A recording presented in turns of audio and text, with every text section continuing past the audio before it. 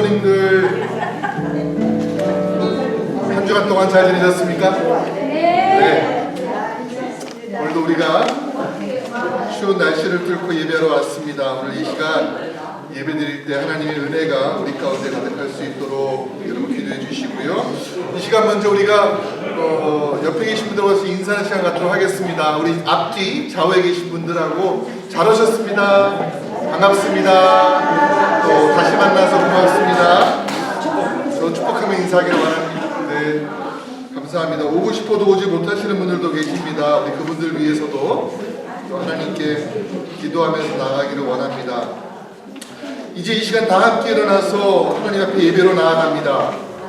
오늘 우리를 부르시는 말씀 시편 20편 1절에서 4절까지입니다.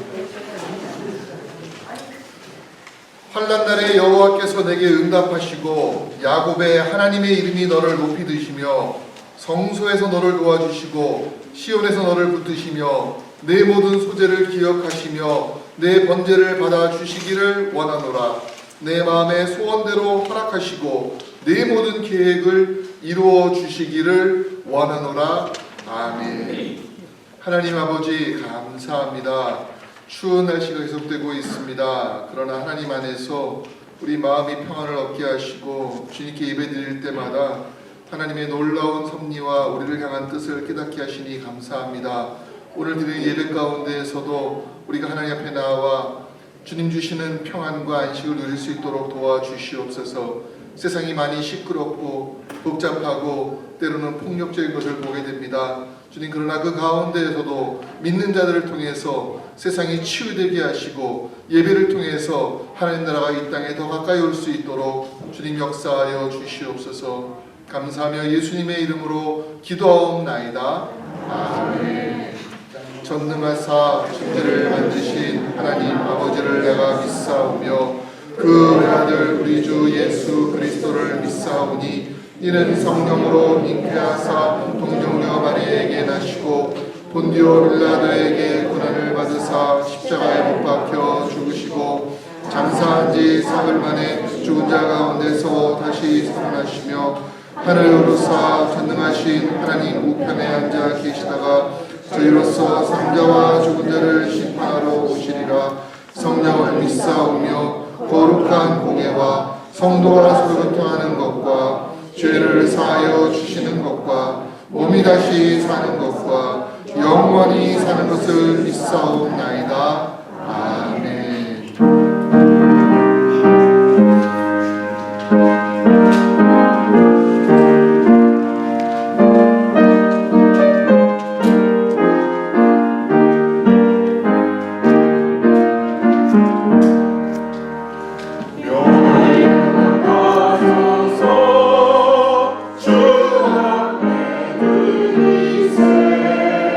저 정사들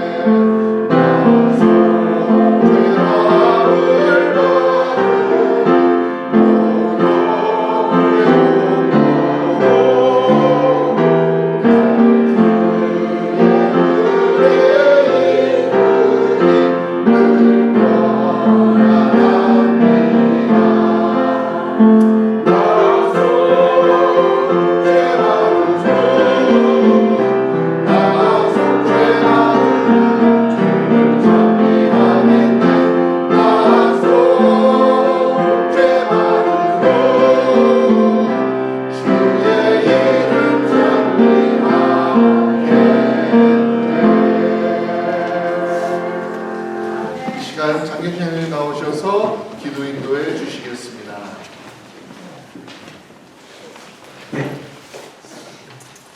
하나님 아버지, 온 인류의 죄를 대속하시게 하여 죽기까지 복종하셔서 십자가를 지신 예수께 하나님께서는 모든 이름 위에 뛰어난 이름을 주셨사오니 이 시간 그 뛰어난 이름 예수 그리스도께 하늘에 있는 자들과 땅에 있는 자들과 땅 아래에 있는 자들까지 모두가 그 권세와 능력 앞에 무릎 꿇어 경배드립니다. 오늘은 복되고 거룩한 주님의 날로 정한 날, 예수 그리스도의 비밀을 맡은 자들을 한자리에 불러 모아주셔서 예배하게 하심을 무한 감사하고 감사합니다. 하나님께서는 내가 너희를 사랑한 것 같이 너희도 서로 사랑하라 하셨지만 우리는 하나님은 사랑한다 하면서 눈에 보이는 사람도 사랑하지 못하였음을 통회하고 자복합니다. 아버지 하나님, 성령의 능력으로, 성령의 도우심으로 우리 모두가 진실로 서로 사랑함으로 한 예수님의 제자가 되게 하여 주시옵소서. 이곳에 주님의 몸된 교회를 허락하셔서 올 한 해는 그리스도의 마음을 나누는 교회로 정하고 출발합니다. 아버지 하나님, 우리가 그리스도의 마음을 어떻게 품고 나눌 수 있을까요? 우리가 예수님과 같이 온전히 하나님의 말씀에 복종할 수 있게 하여 주시옵소서. 또한 예수님과 같이 온유하고 겸손하고 섬길 수 있는 우리 모두가 되게 하여 주시옵소서. 한 생명을 귀하게 여기며 믿음이 강한 자나 믿음이 약한 자들을 그들의 눈높이로 아버지 그리스도 안에서 서로 사랑하며 위로하고 권면하며 또한 경계함으로 그리스도의 마음을 나누는 우리 모두가 될 수 있기를 원합니다. 그리하여서 이 지역사회와 또한 아버지 나아가 땅끝까지 복음을 증거하는 아버지 하나님의 지상명령을 복종하는 그러한 교회로 세워줄 수 있기를 간절히 원합니다. 아버지 하나님, 원하옵기는 우리 성도 중에는 수술을 받고 회복을 기다리는 성도가 있으며 불의의 사고로 하나님의 손길을 바라는 어린 생명도 있습니다. 또한 마음의 상처와 말할 수 없는 갈등 속에 있는 성도들도 있사오니 아버지, 이 시간 주님의 권능의 손길로 안찰하여 주시어서 깨끗함을 허락하여 주시기를 간절히 원합니다. 아버지 하나님, 원하옵기는 아버지 하나님여 하늘의 공중 권세를 잡은 악한 영들을 다스려 주시옵소서. 또한 이 땅의 권세 잡은 자들이 악한 마음을 갖지 않도록 하나님 다스려 주시기를 원합니다. 우리는 언약의 백성으로 하늘의 소망 가운데 살고 있지만 이렇게 속지 안 받은 은혜를 갖고 정말 기쁘고 즐거운 삶을 살아야 되는 우리들이지만 현실 속에서 아버지 때로는 두렵고 삶에 지칠 때가 많이 있음을 고백합니다. 그러나 우리 하나님께서는 40년 광야 속에서도 만나를 먹이시고 옷과 신이 헐지 않았으며 또한 아버지 하나님여 강야에서 길을 내시고 사막에서도 물을 내시며 태양과 물을 아버지의 파도를 하나님께서 명하기만 하면 멈출 수 있는 그러한 능력이 하나님이 우리 아버지시오니 아버지, 오늘도 하나님 선포되는 하나님의 말씀을 통하여서 우리가 회복됨의 역사가 일어날 수 있도록 성령이 임하여 주시옵소서. 오늘도 말씀을 주신 오병이어가 하나님께서 축사하시면 이런 기적의 역사가 일어나는 것을 우리가 분명히 믿사오니 여기 모인 우리 온 성도들을 하나님 축복하시고 복 내려 주시어서 성령의 충만함과 지혜로 이 세상을 나가 아버지는 강하고 담대한 삶을 살아갈 수 있도록 복 내려 주시기를 간절히 원합니다. 아버지 하나님, 영광과 찬양을 받으시기 합당하신 하나님, 우리가 오늘도 하나님 앞에 신령과 진정으로 예배하오니 홀로 영광 받으시옵소서. 이곳에 물이 바다도 구름같이 여호와의 영광이 가득할 수 있도록 아버지 함께하여 주시기를 원하며 부활하시고 다시 오마 약속하신 우리 주 예수 그리스도의 받들어 감사 기도드립니다. 아멘.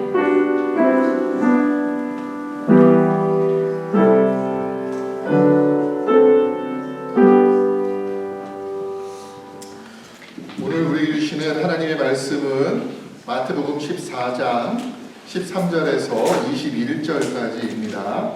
마태복음 14장 13절에서 21절 신약 성경입니다. 23쪽에 있습니다. 23쪽, 24쪽 마태복음 14장 13절에서 21절까지의 말씀 우리가 함께 교독하겠습니다. 예수께서 들으시고 배를 타고 떠나서 따로 빈들에 가시니 무리가 듣고 여러 고을로부터 걸어서 따라간지라. 예수께서는 우리를 보시고 불쌍히 여기사 그의 이름의 먼저를 펼쳐주시고 저녁이 되매 제자들이 나와 이르되 이곳은 빈들이요 때도 이미 저물었으니 무리를 보내어 마을에 들어가서 먹을 것을 사 먹게 하소서. 예수께서 이르시되 갈곳다가 너희가 먹을 것을 주시라. 제자들이 이르되 여기 우리에게 있는 것은 떡 5개와 물고기 2마리 뿐이니이다. 예수께서 그것을 가져오라 하시고 무리를 명하여 잔디 위에 앉히시고 떡 5개와 물고기 2마리를 가지사 하늘을 우러러 축사하시고 떡을 떼어 제자들에게 주시매 제자들이 무리에게 주니 함께 읽습니다. 먹은 사람은 여자와 어린이 외에 5,000명이나 되었더라. 아멘.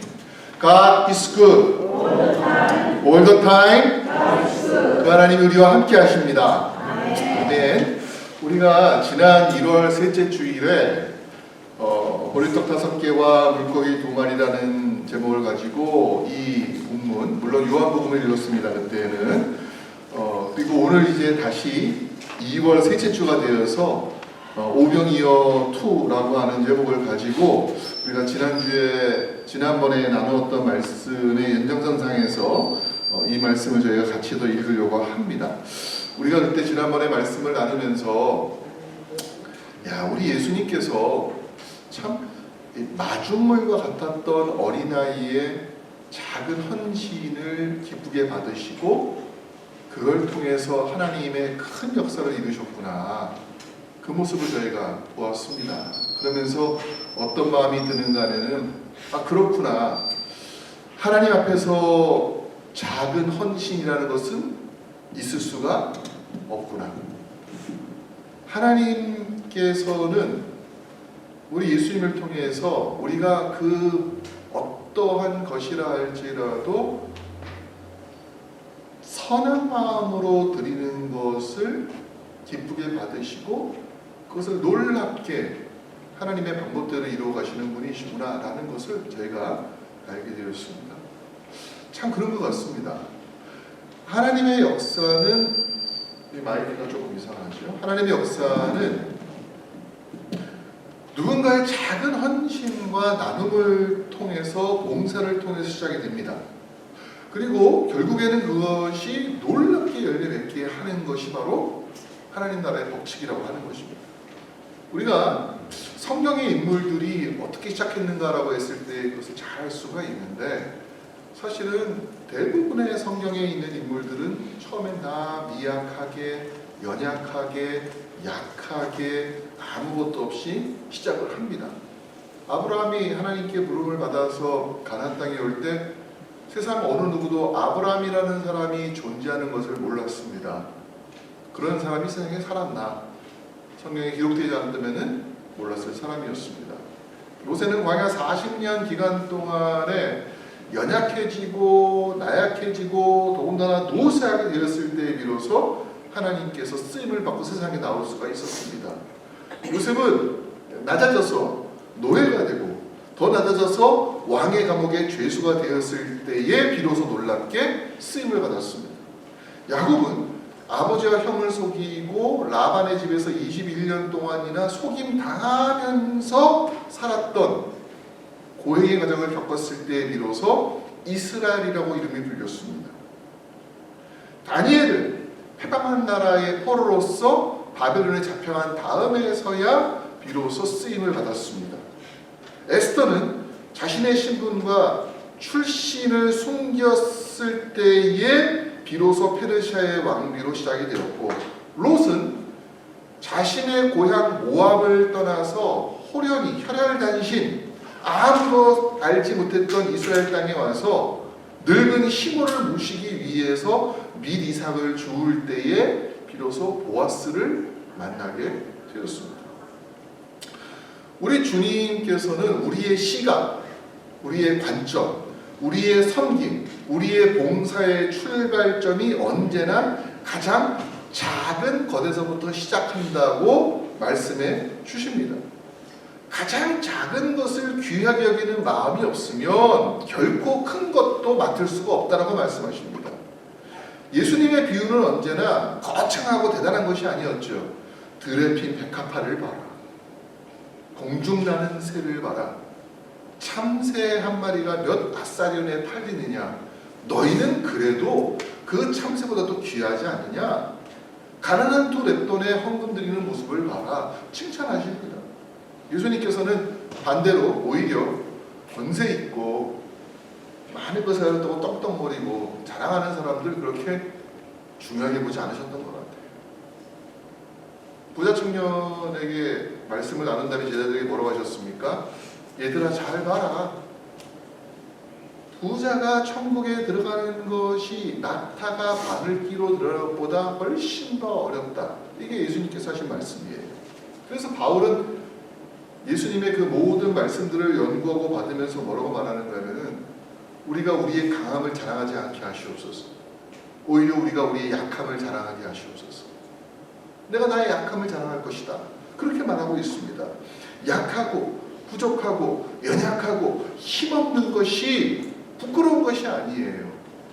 오히려 성경은 무엇을 말하는가 하면은 강하고 많은 것을 가지고 더 높고 그러면서도 그것을 자기만을 위해서 쓰는 것이 오히려 부끄러운 것이다. 천국에서는 그게 부끄러운 일이다 라고 말씀을 하셨습니다.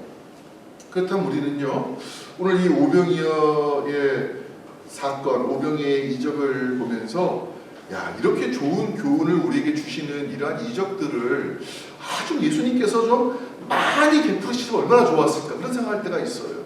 그런데 성경에 보면은요, 오병이어의 기적, 그 다음에 마태복음과 누가복음에 기록되어 있는 칠병이어의 기적, 이 두 가지 외에는 더 이상 이런 뻥튀기 이적을 하지 않으셨어요. 예수님께서는 딱 두 번만 이러한 이적을 통해서 우리에게 교훈하고 있습니다. 우리 생각에는 많은 사람들이 굶주리고 있을 때 아닙니까? 식민지에서 예수님이 좀 더 이러한 지역들을 좀 이렇게 좀 자주 한 일주일에 한 번 정도씩만 좀 정기적으로 이걸 베푸셨으면은 얼마나 많은 사람들이 예수님을 더 따랐을까? 얼마나 많은 사람들이 굶주림을 면할 수가 있었을까? 그리고 얼마나 많은 사람들이 더 예수님을 주님으로 믿고 쫓지 않았겠는가? 그런 생각을 하는 거예요, 우리가. 그러나 주님은 그렇게 하지 않으셨다라는 겁니다. 왜 예수님께서 이렇게 효과 만점인 이런 오병이어의 기적들을 자주 하지 않으셨는가라고 할 때 요한복음에 보니까 그 이유를 우리에게 말씀해주고 있더라고요. 요한복음 6장 15절에 볼 수 있는데 예수님께서 오병이어의 기적을 일으키셨습니다. 사람들이 이 기적을 보면서 뭐라고 말하는가 하면은 야, 저 예수를 우리의 왕으로 삼자. 그럼 우리가 굶주리지 않을 것이다. 그러면서 예수님을 억지로 붙잡아 자신들의 왕으로 삼으려고 했다. 그렇게 말합니다. 그런데 예수님께서 그들을 피해서 배를 타고 다른 곳으로 건너가셨습니다. 예수님께서 그런 사람들을 피해서 다른 곳으로 가버리셨다는 것입니다. 만약에 예수님이 정말 오병이어의 이적을 예수님의 메인 사역으로 생각하셨더라면 분명히 예수님께서는 이것을 계속해서 하셨을 거예요. 많이 하셨을 겁니다. 그런데 예수님께서는 그렇게 하지 않으셨어요. 한번 상상해 보세요. 만약 예수님께서 이 오병이어의 사건을 계속 일으키셨다면 사람들은 요한복음에 있는 것처럼 정말 예수님을 붙잡아다가 예수님은 싫어하더라도 우리의 왕이 되어 주십시오 하고 사람들이 모였을 겁니다. 그리고 밀련을 일으켰습니다. 결국은 어떻게 보면은 그들이 많은 희생을 겪다 할지라도 예수님을 자기의 왕으로 삼을 수는 있었을 것입니다. 근데 그 이유가 뭐예요? 예수님을 그렇게 왕 삼은 이유는 무엇이라는 겁니까? 예수님이 그들의 메시아가 아니라 그들의 굶주림을 해결해 주었기 때문이라고 그들은 생각합니다. 만약에 예수님이 오병이어와 칠병이어의 이 두 가지 사건만 보여주시고 그치셨던 것은 그것이 예수님의 메인 사역이 아니었기 때문이에요. 이 이적을 통해서 예수님께서는 추호도 내가 세상의 왕이 되겠다고 하는 욕망을 가지신 것이 없었다라고 하는 것을 보여주신 것입니다. 그럼 왜 우리 주님께서는 우리에게 이어의 사건을 보여주셨을까라는 것입니다. 우리가 생각할 수 있는 첫 번째 이유가 있습니다. 그것은 예수님께서 하나님의 아들이심을, 예수님이 바로 모세로부터 약속하셨던 메시아라는 것을 우리에게 보여주시기 위함이라는 거예요.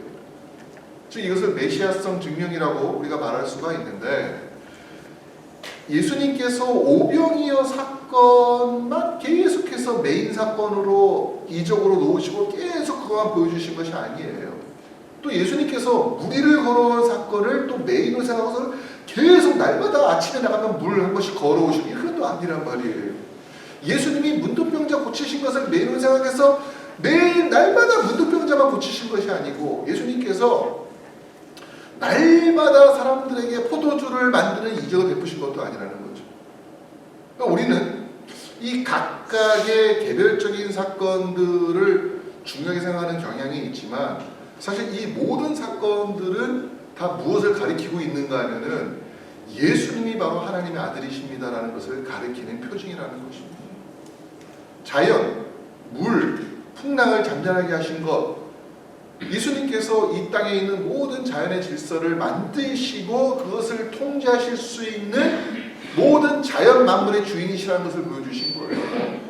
물을 포도주로 만드신 사건은 무엇을 말합니까? 단지 어떤 쇼를 보여주시고 우리에게 마실 것을 주기 위한 것이 아니라, 예수님께서는 물리적인 변화가 아니라 화학적인 변화, 존재 자체의 변화를 가져오시는 바로 그 변화의 주님이시라는 것을 말하는 것입니다.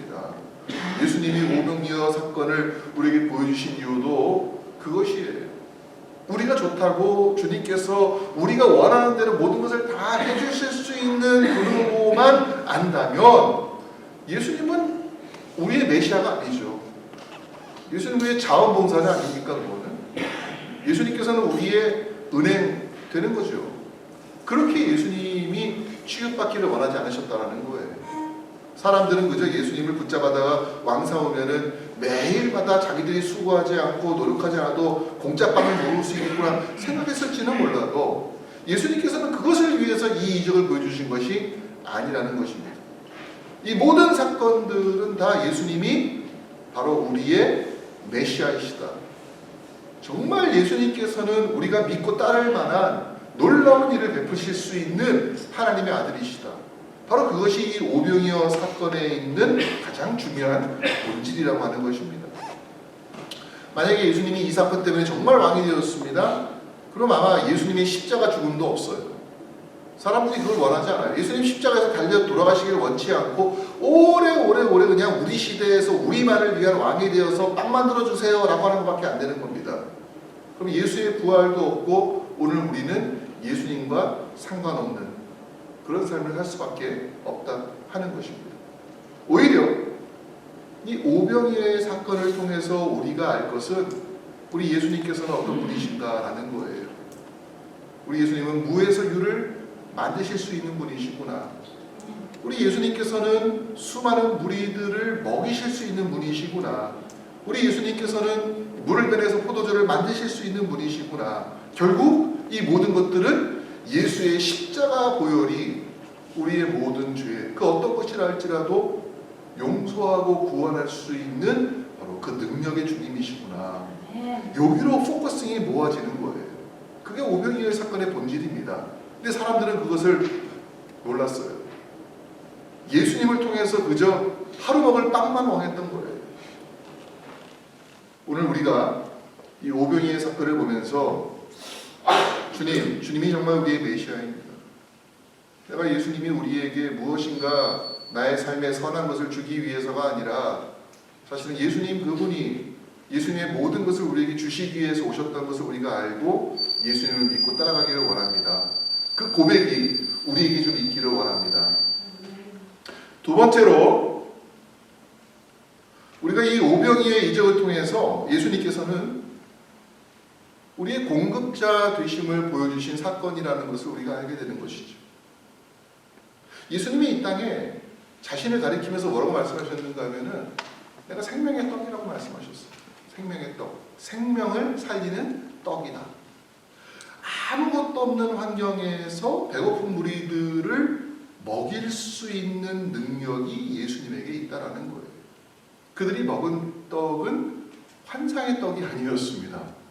우리가 꿈속에서 맛있는 음식 많이 먹어도 깨어나면은 배고프잖아요.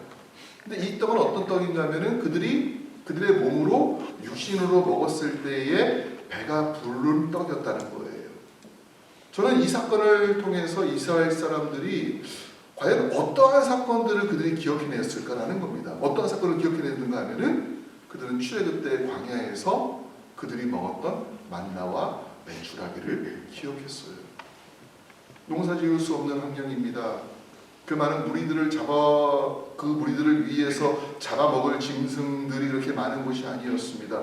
근데 그들은 40년 광야길을 걸어가는 동안에 음식을 먹었어요. 그들이 농사짓지 않은 음식을 먹었습니다. 그들이 사냥하지 않은 음식을 먹었습니다. 그들의 발이 부르트지 않았습니다. 그들의 신이 헤어지지 않았습니다. 그들이 본 것은 무엇인가 하면은 하나님께서 우리의 육의 공급자로 되시는구나. 예수님께서 마태복음 6장에 하셨던 말씀이 무엇인가 하면은 이방 사람들과의 차이를 말씀하셔요. 이방 사람들은, 여기서 말하는 이방 사람들은 예수님을 믿지 않고 있는 사람들을 말하는 것입니다. 그들의 고민은 뭐예요? 오늘 무엇을 먹을 수 있을까? 무엇을 먹을까? 무엇을 마실까? 무엇을 입을까? 우리의 삶에 있는 문제가 다 이런 것들이라는 것이죠.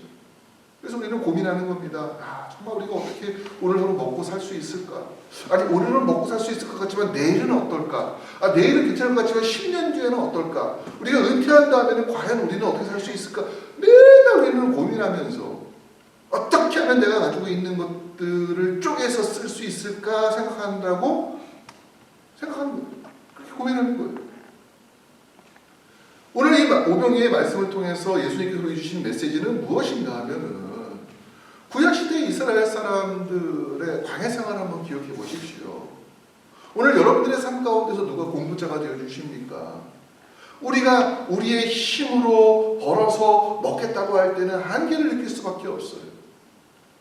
근데 하나님께서 우리의 공급자가 되어 주신다는 것을 예수님이 보여주신 겁니다. 그것도 두 번이나. 한 번은 오병이의 사건을 통해서, 한 번은 7병 이후의 사건을 통해서 누가 우리의 공급자가 되신다고요? 예수님이 우리의 공급자가 되신다는 거예요.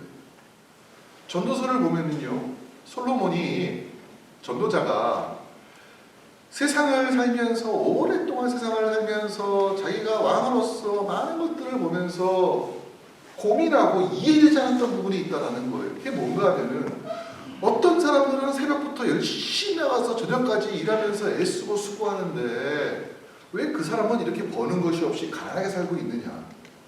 어떤 사람들은 맨날 별로 일도 안 하고 노는 것처럼 보이는데 왜 그 사람은 이렇게 배를 떵떵 두드리면서 살고 있느냐. 이거 진짜 모순이 아니냐. 이거 진짜 잘못된 거 아니냐. 그게 솔로몬이 가졌던 고민이었어요. 근데 우리 삶이 그런 것 같아요. 어떤 사람들은 열심히 수고한다고 하지만 수고한 거에 비해서 벌이가 시원치 않아서 힘든 경우를 봅니다. 근데 어떤 분들은 되게 쉽게 일하는 것처럼 보이는데 그 사람은 되게 많은 것을 버는 것 같고 인정받는 것 같아요. 왜 이런 부조리한 일들이 이 땅에 있을까? 솔로몬 왕만 고민하는 것이 아니라 우리도 고민하는 것입니다. 그러나 뭐가 차이가 있는가 하면요, 하나님을 믿는 사람들은 자신의 삶의 일상에서 나에게 주어진 것들에 대해서 자족할 수 있는 마음을 갖는다는 것입니다. 왜? 하나님께서 나의 공급자 되심을 알기 때문에 내가 내 힘으로 무엇인가를 얻으려고 할 때는 한계를 느끼고 부족함을 느끼기 때문에 언제나 불안하고 염려하고 궁극해하지만, 그러나 하나님께서 나의 공급자가 되심을 믿는 순간 우리는 어떤 마음으로 바뀌어지는가 하면은 지금 내가 부족하다 할지라도 하나님께서는 나를 위해서 채워놓을 것을 예비하셨어. 나는 결코 하나님 안에 있을 때 굶는 사람이 아니 될 거야. 왜? 하나님 나의 공급자가 되시니까. 여러분, 우리가 하나님을 믿는 믿음을 가지고 있다는 것은요, 단지 우리가 죽어서 천국 가고 영생하는 것만 말하는 것이 아니에요. 우리가 믿는 하나님께서는 우리의 혈관을 만드시고 우리의 피를 만드시고 우리의 육체를 만드시고 우리의 위장을 만드시고 우리가 삶에 필요한 물질적인 모든 요소를 만드신 분이에요. 하나님이 만드셨다는 것은 무엇을 말합니까? 그 채우실 만한 분도 하나님이시라는 거예요. 염려하며 살기를 원하십니까? 아니면은 기대하며 살기를 원하십니까? 오늘 오병이의 사건을 통해서 예수님께서는 우리에게 아무것도 없는 빈들에서 떡을 주심을 통해 가지고 우리의 하나님께서 우리의 실질적인 삶의 공급자가 되신다는 것을 보여줍니다. 하나님의 도우심이 없으면 아무리 수고하고 노력해도 아무것도 얻을 것이 없지만, 그러나 하나님이 우리와 함께 하신다면은 우리가 비록 적은 보리떡 5개와 물고기 2마리를 가지고 있다 할지라도 하나님의 역사를 이루는 데에는 큰 지장이 없다. 너무 내일을 위해서 염려하고 고생하지 말아라. 오늘 하루의 수고는 오늘 하루로 족하라. 여러분, 우리가 하나님에 대한 믿음을 갖고 산다는 것은 무엇인가 하면은 오늘 우리의 육신을 위한 것, 우리의 은퇴 이후의 삶까지도 하나님께서 책임져 주신다는 거예요. 그 믿음 가지고 살아야 됩니다. 이게 오늘 오병이의 사건을 통해서 우리에게 보여주시는 예수님의 메시지가 됩니다. 우리가 부족하다 할지라도, 그래서 이번 달에는 어떻게 살아가야 되나 허전하다 할지라도 하나님께서 그 모든 것들에 대해서 우리에게 주실 것이 있다라고 하는 것이 우리에게는 큰 위로가 되는 줄로 믿습니다. 세 번째로 이 오병이어의 이적은 우리 예수님이 우리의 물질의 공급자가 되시는 것을 넘어서는 것입니다. 우리가 살아가면서 예수님을 통해서 공급받는 많은 것들, 하나님 통해서 공급받는 많은 것들이 너무나 소중하고 중요하지만 그게 다가 아니라는 거예요.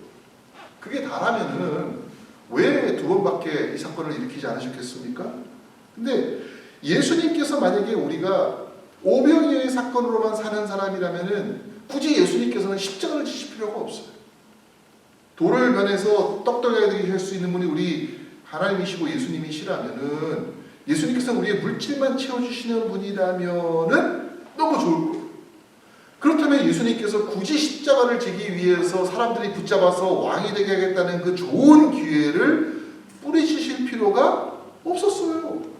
예수님도 힘들어요, 사실은. 아버지여, 할만하시거든 이 자를 내게서 옮겨주십시오. 나 십자가 지는 거 인간의 몸으로서 너무나 힘든 거 내가 알고 있습니다. 근데 예수님께서 그거를 뿌리치시고 십자가 지신 이유가 무엇입니까? 하나님의 뜻. 하나님의 뜻이 이루어질 것을 믿기 때문이에요. 그것이 가장 좋은 것을 알기 때문입니다.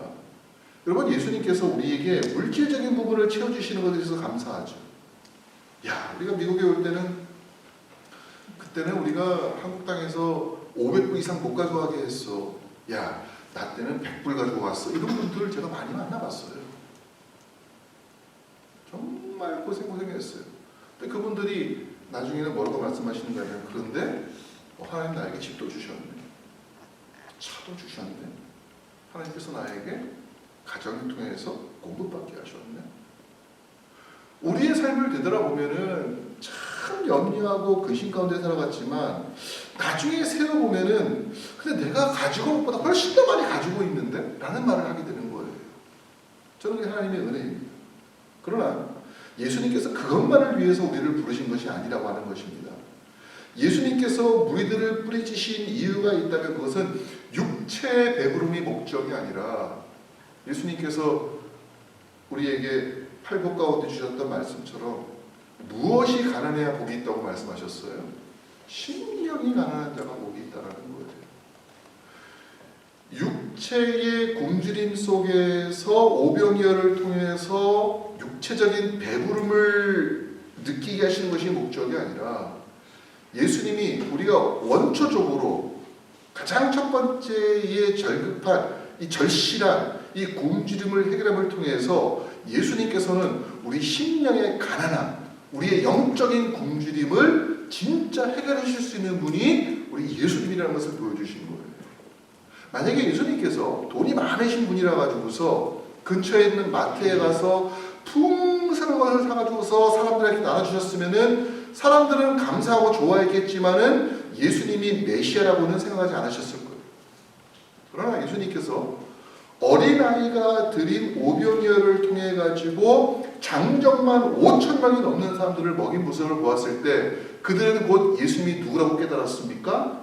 저가 메시아가 아닌가라고 깨달았어요. 바로 우리가 깨달을 것이 그 지점입니다. 예수님이 우리의 먹을 것을 주셨기 때문에, 입을 것을 주셨기 때문에 나는 예수님을 따릅니다라고 한다면 그것은 예수님을 우리의 그저 은행에 있는 어카운트 정도밖에 보는 것이 아니죠. 그러나 예수님께서 이 일을 하셨다면은 그분이 결국 우리에게 영생의 소망과 참된 구원의 주님이십니다라고 고백하게 한다면 사실 그것이 예수님께서 우리에게 하시고자 하셨던 진짜 목적이었다고 하는 것입니다. 그렇기 때문에 오병이의 이적은 무엇을 말합니까? 천국을 소개하는 예수님의 방법이었다라는 거예요. 그럼 이제 우리 편에서 할 일이에요. 예수님께서 메시아성을 보여주시기 위해서 우리의 육체를 위한 이 땅에 있는 것들의 공급자라는 것을 알게 하기 위해서 우리의 물질적인 배부름을 넘어가지고 영적인 만족감을 채우고 천국의 소망을 주기 위해서 오신 것을 우리가 알았어요. 그럼 우리는 뭘 해야 될까? 우리는 어떻게 해야 되느냐라는 거예요. 오늘 그것이 우리가 마태복음에 읽은 말씀에 잘 나오고 있습니다. 첫 번째로 오늘 말씀 보니까 예수님께서 어린아이의 음식을 받으시고 그냥 나눠주신 것이 아니었습니다. 예수님께서 뭐라고 말씀하셨는가 하면요, 19절에 보니까 무리를 명하여 잔디 위에 앉히시고 떡 5개와 물고기 2마리를 가지사 땅에 축사하셨다고 말씀하셨습니다. 그런데 다른 성경에 보면 뭐라고 말씀하시는가 하면 그냥 땅에 앉은 게 아니더라고요. 어떻게 앉았는가 하면 10명씩 50명씩 무리지어 앉으라고 하셨습니다. 10명씩 50명씩 앉으라고 했으니까 아마 어떤 그룹은 10명이기도 하고 어떤 그룹은 50명 정도 되는 그룹이었을 거예요. 물론 그 중간에 20명 되는 그룹도 있고 30명 되는 그룹도 있었을 것입니다. 그 그룹이 어떤 식으로 이루어졌는지는 몰라요. 아마 같은 동네, 왜냐하면 보세요.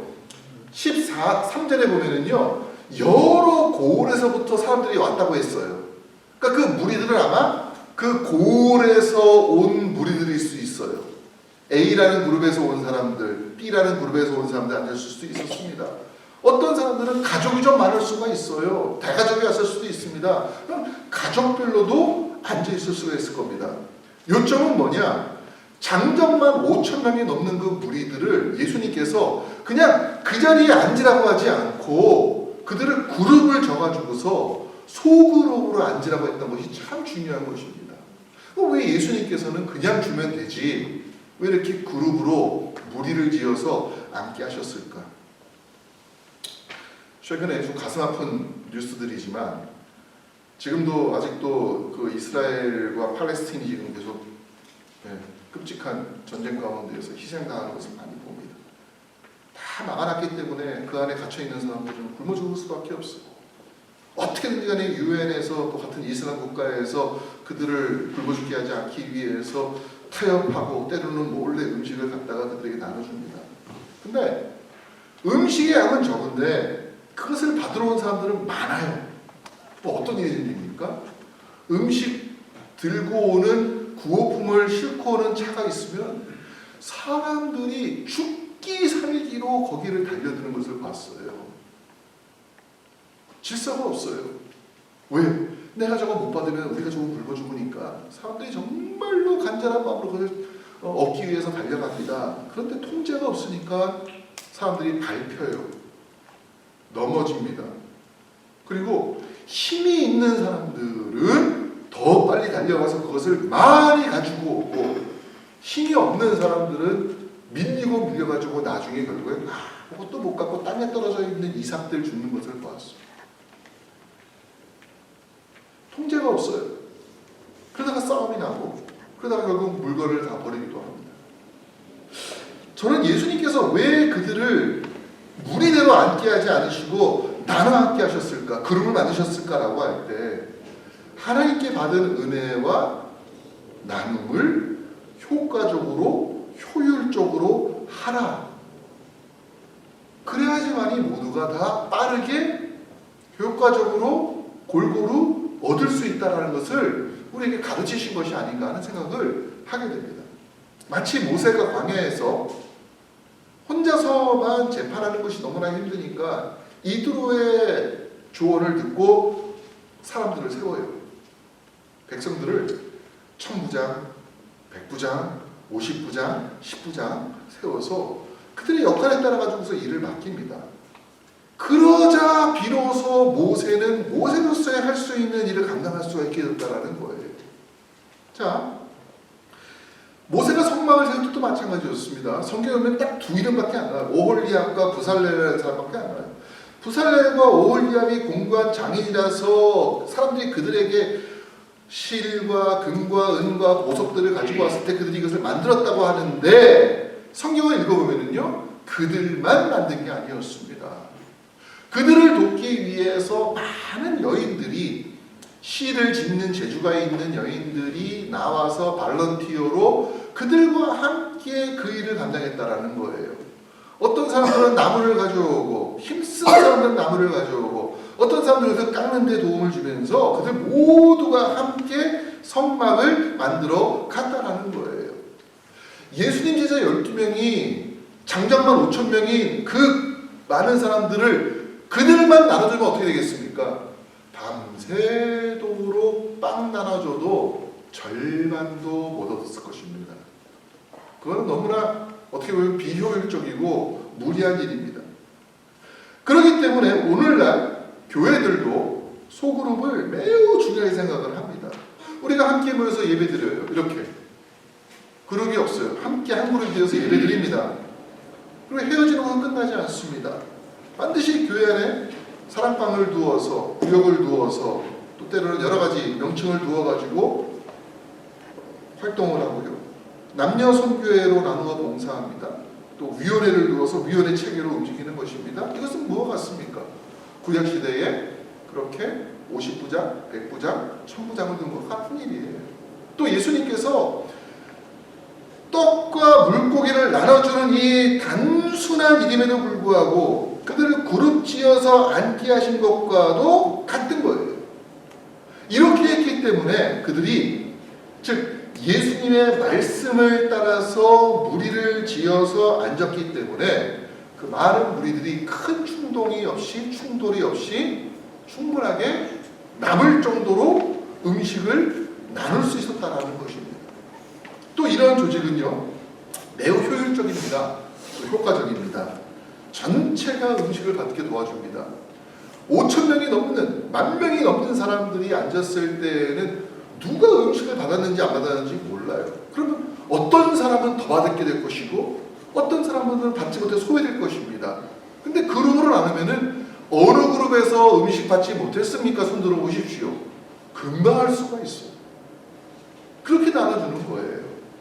또 한 가지는 이러한 소그룹은요 또 하나의 중요한 역할을 합니다. 그것은 또 다른 봉사자들을 만들어낼 수 있다는 거예요. 모세가 혼자서만 이스라엘 사람들 앞에 서가지고 재판할 때에는 모세와 함께 일할 수 있는 사람이 없었습니다. 그런데 모세가 사람들을 나누고 일꾼을 세우니까 그들이 또 다른 일꾼들을 세워가면서 그 일들을 감당합니다. 마찬가지로 예수님께서 10명씩, 20명씩, 50명씩 앉으라고 했을 때에 그들이 가만히 앉아가지고 제자들이 오기만을 기다렸을 거라고 생각하는 것은 우리가 너무 이성적으로 생각할 때는 말이 안 되는 일이죠. 그들 모두 중에 어떤 사람들을 세워서 당신이 우리 그룹을 대표해가지고서 저들이 하는 음식을 나눠오십시오. 그게 좋겠습니다. 또 다른 봉사자가 세워지는 거예요. 또 다른 일할 수 있는 기회가 주어지는 겁니다. 저는 우리 교회가 그렇게 되는 것이 참 좋겠다 하는 생각을 합니다. 지금까지도 우리 교회가 그 일들을 잘 감당했지만 이러한 모습들이 더 활성화되면 좋겠다 그런 생각을 합니다. 좋은 헌신하는 사람들이 남녀 선교회에 밀접하게 그냥 일하는 사람만 일하게 하지 마시고 내가 적은 일이라도 내가 일을 위해서는 내가 좀 남성교회, 여성교회에 좀 더 내가 헌신하겠습니다. 사랑방도 사랑방 지기에만 맡겨주지 마시고 사랑방 안에서 내가 어떤 부분을 도우면 사랑방 지기가 좀 더 열심히 또 효율적으로 좀 더 쉽게 봉사할 수 있을까 함께 협력해 나가는 거예요. 오늘 제가 나눠드린 교회 요람을 보시면은 거기에 위원회가 있고 위원장이 있는데 위원들의 이름을 제가 못 썼어요. 왜냐면은 몇몇 분들이 지원하셨지만은 많은 부분들이 비어있기 때문에 몇 사람의 이름만 쓸 수가 없어요. 제 생각에는 그렇습니다.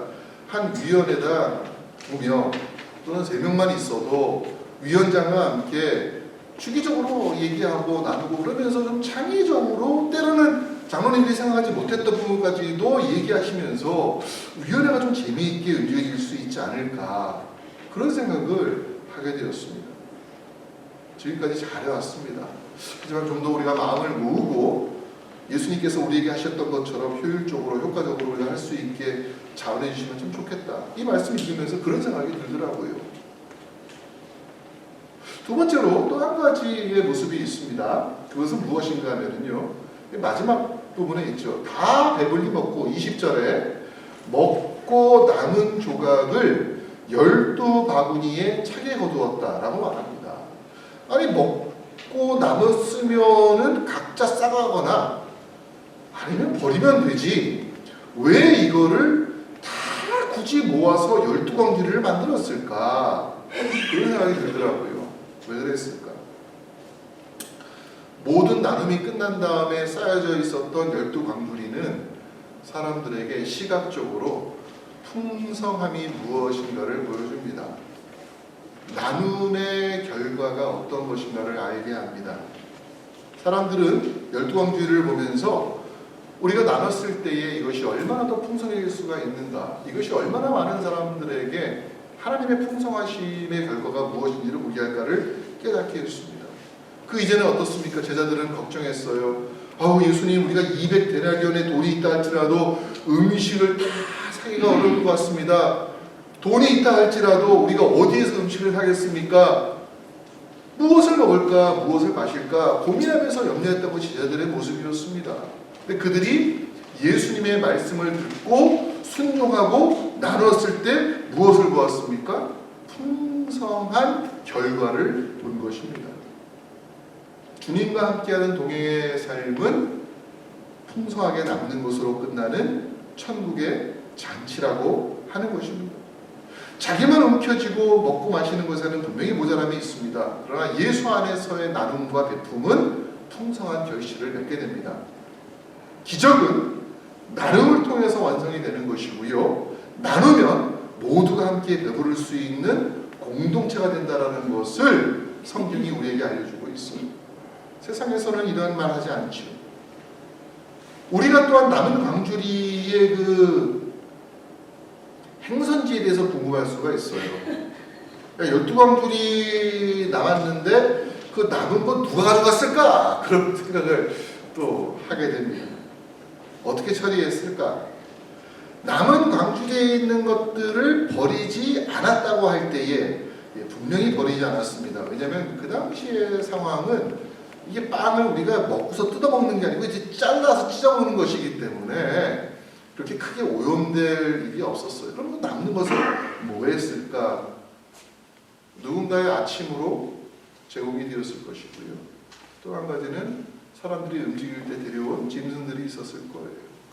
그 짐승들을 위해서도, 즉 사람만이 아니라 나눔을 통해서 피조물에게까지도 그 영향력이 갔을 것이라는 것을 우리는 능히 짐작할 수가 있습니다.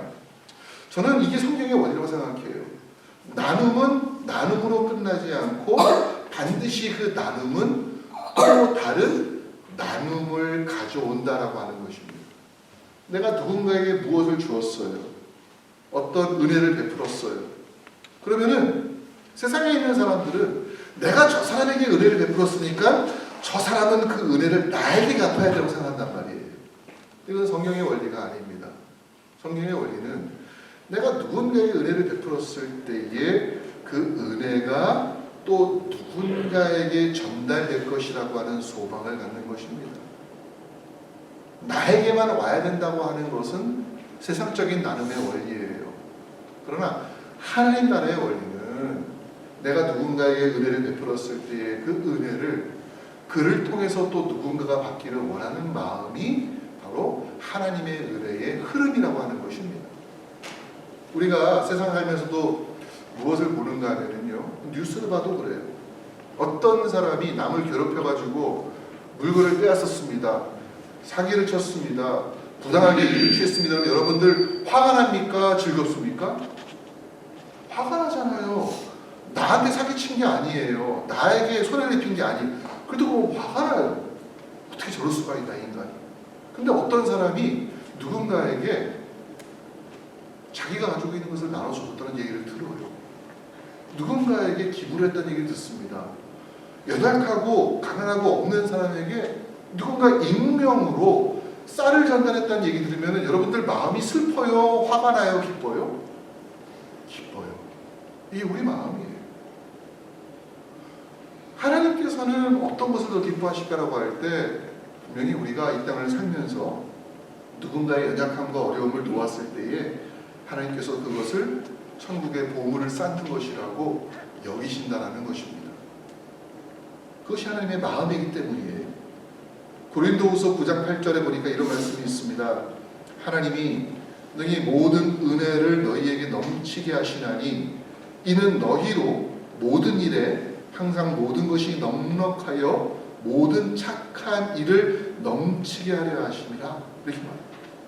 여기 보면 모든이란 말이 3번이 나오고요, 4번이 나오고요, 넘친다 이 말이 3번이 나옵니다. 무엇을 말하는가 하면 하나님께서는 베푸는 자에게 더 넉넉하게 베풀 수 있도록 채워주시겠다라는 것입니다.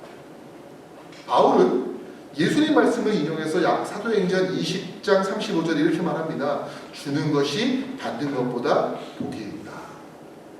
저는 우리 교회가 비록 규모로서는 작고 또 자기 건물도 가지고 있지 못하지만 저는 지난 40년 동안 우리 교회가 이러한 일에 힘을 쓰고 있고 지금도 힘쓰고 있다는 것을 알고 있습니다. 너무 좋은 일이에요. 이러한 모습들이 우리 교회를 넘어서 우리 교회가 속해 있는 커뮤니티와 또 선교사들에게까지도 또 연약한 자들에게까지도 더 잘 이어지는 교회가 되기를 원합니다. 왜냐하면 그 모든 것들이 하나님께서 우리에게 주신 선물이기 때문입니다.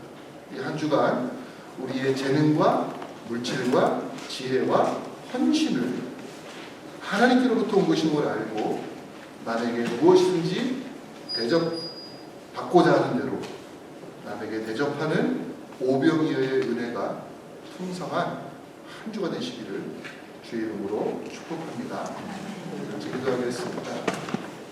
아버지 하나님, 오늘 우리가 오병이어의 말씀을 통해서 나눔과 섬김과 베품이, 헌신이 얼마나 중요한가라는 것을 다시금 기억하게 됩니다.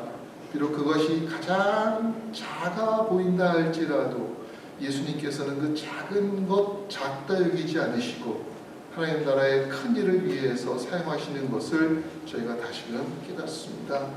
우리를 불러주신 하나님의 은혜를 생각하며 이 땅 가운데 그리스도의 마음을 나누는 교회로서 성도로서 살아가도록 주여 도와 주시옵소서. 예수님의 이름으로 감사하며 기도하옵나이다. 아멘. 다 함께 일어나서 복음 찬양하겠습니다.